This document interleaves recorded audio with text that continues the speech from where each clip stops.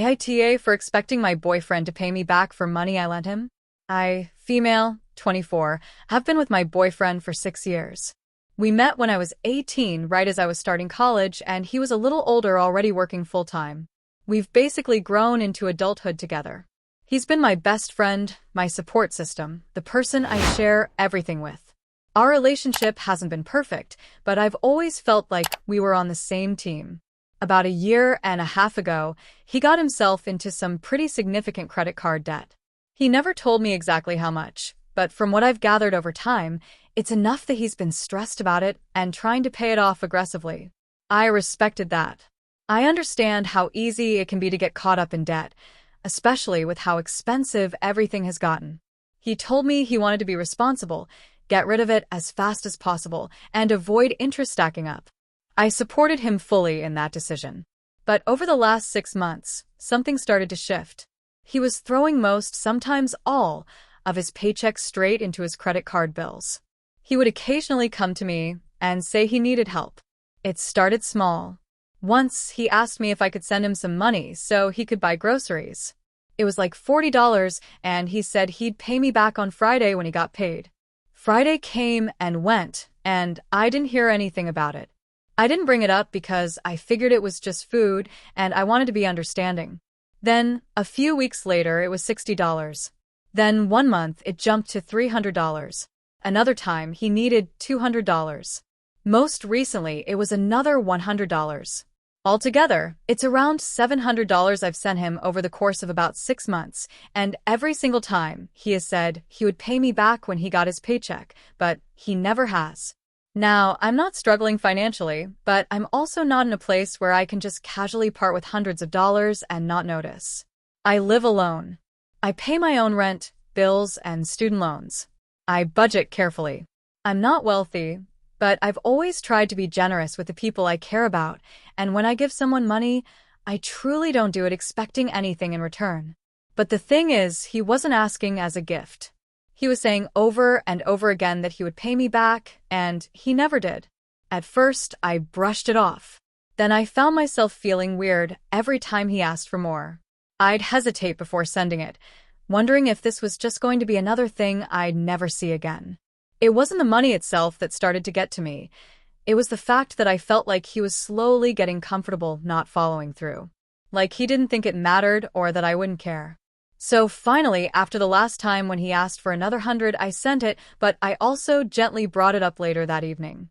I told him that I wanted to talk about something, and I made it very clear that it wasn't about the money, not really. I told him I understood he was going through a tough time, that I wanted to support him however I could, and that I didn't mind helping out occasionally. But I said that I noticed a pattern where he would say he'd pay me back and then wouldn't, and that it made me feel a bit taken for granted. I said I wasn't mad, but I wanted to be honest about how I was feeling before it built up into something worse. His reaction shocked me. He got really quiet at first, and then said that he was disappointed in me. He said he didn't expect that from me, that if the roles were reversed and I needed money, he would give it to me without hesitation and never ask for it back. He said he thought I was someone he could rely on, someone he could trust for help when things were tight. Then he said that now he saw that everything came with strings attached and that I was no different from everyone else who only does things if there's something in it for them. He even said it wasn't easy for him to ask for help and that I made him feel small for doing it. I was stunned. I felt like I had just been hit in the chest. I told him again that I wasn't upset about the money, but that I was hurt by the fact that he would promise to pay me back and then not follow through. I said that if he had just been upfront with me from the beginning and said, "Hey, I'm in a rough spot, and I don't know when I'll be able to pay you back," I would have been fine with that. But making promises over and never keeping them, that didn't sit right with me. It wasn't about dollars. It was about trust. He didn't really respond to that. He just kept saying that I made him feel like a burden, that he felt like he couldn't count on me now, and that it made him question a lot about our relationship. I cried that night alone because I couldn't understand how a conversation that I had approached so carefully and kindly had somehow turned me into the bad guy. I hadn't yelled. I hadn't accused him of anything harshly. I just wanted to express a boundary before it got worse. But instead, he made me feel like I had betrayed him. Since that night, Things have been awkward between us. He's been more distant. I don't think he's angry, but I know he's hurt. And now I feel like I'm walking on eggshells, afraid to bring anything up because I don't want to make it worse. But also, deep down, I feel like this was unfair to me. I've given, and the one time I asked for accountability, not repayment, just honesty, I was told I was selfish. So now I don't know where I stand. I never wanted the money back. I just wanted to feel like I wasn't being quietly taken advantage of. I feel guilty for making him feel hurt, but also confused about whether I was wrong to begin with. I wanted to be supportive. I wanted to be that person he could rely on, but I didn't want that to mean I had to silence my own discomfort to preserve his. So, Reddit, am I the asshole for expecting my boyfriend to pay me back, or at the very least for being honest about how frequently he's been asking and not following through? Should I have just kept quiet and let it go? Update. After that conversation, although we didn't break up, something shifted. It wasn't loud or dramatic. It wasn't a screaming match or a slam door. It was quieter than that, but I felt it, like a thin, almost imperceptible crack that had appeared in the foundation of something I thought was solid. We still said, "I love you." We still spent time together, but underneath the familiar rhythm of our relationship, I could feel a sense of dissonance. I wanted so badly to fix it, to restore that feeling we used to have, that we were a team, that it was us against the world, so I let it go. I convinced myself that he had just been under pressure, that debt had made him more sensitive, more raw. I told myself that relationships aren't about keeping score, that sometimes you give more than you get, and that's okay if it's for someone you love. I told myself I was strong enough to carry a little more weight if he couldn't right now. And so, when he asked for money again, I gave it, not because I was afraid to say no, but because I genuinely wanted to help. Even after that painful conversation, I still wanted him to see me as someone he could rely on. I thought that maybe if I kept being patient, kept showing up, we could find our way back to each other emotionally. I kept giving, even as something inside me began to tighten. Then one day, he told me his phone had broken, not just a cracked screen or some glitch, a totally unusable, dead phone. He said he couldn't work without it, that his job relied on being reachable, that missing even one day could throw everything off. He said he needed $600 to replace it. I hesitated, but only for a moment. I reminded myself that he was trying to climb out of a pit, that one more blow like this could set him back. So I transferred the money. After that, the requests kept coming. There was $400 for car insurance. He told me it had lapsed and he couldn't risk driving uninsured. A few weeks later, it was $250 for utilities. He said the power company had sent a final notice, and if it got shut off, everything would spiral. Then came the medical bill, $800. He said it was urgent. He didn't get into too many details, just that it involved a specialist visit and some kind of imaging, and he was waiting on reimbursement from his insurance, but it couldn't wait. I didn't argue. I didn't question. I just kept giving. I wasn't tracking how much. By that point, I had stopped tallying it in my head because I was afraid of what the number might be. But at some point, I realized it was well into the thousands. I think part of me didn't want to admit that. It felt easier to pretend it was just a little here and there, but it wasn't. It was rent money. It was savings I'd been slowly building for the future. It was pieces of my security chipped away, one Venmo, one Zelle, at a time. And still, I told myself it was temporary, that he was trying, that he was doing the best he could. I believed that when things finally got better for him, when the debt was paid off, when work stabilized, when his feet were back under him, he'd look back and see what I had done. He'd understand the depth of what I gave, not just financially, but emotionally. He'd recognize how hard I tried to be the person he could lean on, how much I stretched to keep us afloat. He never offered an update, never told me how close he was to being debt-free, never mentioned making a plan to pay me back. But he would kiss me on the forehead after I sent the money and say, "Thank you." And in those moments, I convinced myself that it meant something, that even if he didn't say it, he knew. But late at night, I started feeling different. I would lie awake thinking about my bank account, about my dwindling savings, about how I was quietly building resentment I didn't want to have. I started questioning myself. Was I helping him or enabling him? Was I supporting him or being taken for granted. Still, I pushed those thoughts down. I silenced that voice because I wanted to believe in the version of him that was trying his best. I wanted to believe that this was a rough patch, not a pattern. I told myself love meant patience, sacrifice, faith. I hoped that when he could finally breathe freely, he would understand everything in return. It had been months since I last brought up the topic of money, since that night when I tried to express how I was feeling and ended up being painted as someone selfish and transactional. I hadn't dared to touch that wound again. I kept the peace. I played the supportive partner. I kept sending him money when he asked, not always as quickly as before, not without a tight knot forming in my chest, but I still did it. I kept hoping that there would be a turning point, some light at the end of the tunnel that would make all of this feel like it had been worth it. I told myself that one day, we'd look back on this time as something we overcame together. But then life did what it always does. It threw me a curveball. It was an ordinary Tuesday morning. I was already running late to work, juggling my coffee and keys, rushing out the door when my car sputtered and died in the middle of the street. Just like that, no warning signs, no dashboard lights flashing days in advance, just silence. I had it towed to a local shop, and after a few hours, the mechanic told me the repair would cost just under $500. It wasn't catastrophic, but it was more than I had available in my account. After rent, bills, and the usual end-of-month stretch, my savings were thinner than they should have been because of all the ways I had quietly chipped away at them to support him. For the first time in years, I found myself needing help. Not help in theory, not emotional support, not someone to listen. I needed real, practical help, a financial safety net. And after everything I had done, everything I had poured into him, it felt natural, fair even, to turn to him. It was the first time in our entire relationship that I had ever asked him for money. And still, I felt nervous, like I was crossing some invisible boundary, like I was making myself vulnerable in a way I never had before. I messaged him, told him what happened, told him I felt really uncomfortable asking but that I needed help. I said even $200 would be a massive relief and that I'd pay him back as soon as I could. My heart was pounding as I hit send. He replied after a few minutes. He said, unfortunately, he could only give me $100 right now because he himself was barely holding on. I thanked him. I said that anything helped.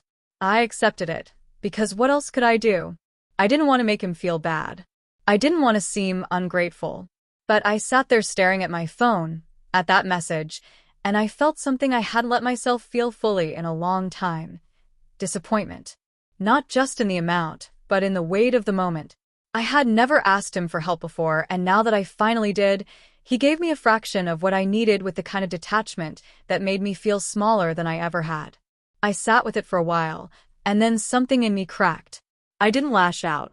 I didn't accuse. I didn't explode. I just typed slowly and quietly that he knew he owed me a few thousand, that I had never demanded it, never even asked for it back outright, but it was still true. The reply came not long after.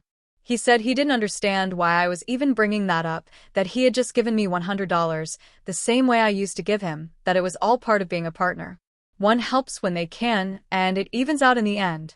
He said that was the essence of a relationship, that we were just doing for each other what people in love are supposed to do. I read his words over and over, and it felt like a slow, numbing cold spreading across my chest. He didn't just forget. He didn't just ignore the years of unreciprocated help, the hundreds, then thousands, of dollars that I sent without hesitation. He had rewritten it, reframed it into something mutual, something balanced, something that made it seem like we were standing on equal ground when we weren't even close. I thought about all the times he said he would pay me back and didn't, all the late nights where I stared at my dwindling balance after transferring money I couldn't really afford to lose, the time I skipped replacing my own cracked phone screen because he needed a new one more, the vacations I didn't take, the savings I didn't grow. I had poured so much of myself into keeping us afloat, into keeping him afloat, and he now looked at a single gesture, $100, as equivalent to years of quiet, consistent giving, as if it was the same. I felt something uncoil inside me. It wasn't anger. It wasn't even sadness anymore. It was the hollow clarity that comes when you finally see things as they are, not as you want them to be. I thought about how long I had been trying to hold on to something that was slipping away, about how much I had silenced myself, how much I had rationalized, how hard I worked to keep us together, even as I chipped away at my own well-being to do it. I had believed in love. I had believed in him. And I had believed that helping someone through a hard time was part of loving them. But what I hadn't realized was how much of that belief was one-sided, how much I had shouldered without acknowledgement. And now, when I needed even a fraction of that love and effort back, I was being told we were even. I didn't respond right away. I sat with it, let it sink in. I was silent for a few minutes, and then I realized that something inside me had finally changed. I spent weeks in a haze after that conversation. I went through my days like I was underwater, everything muffled, slow, distant. At work, I stared blankly at my computer.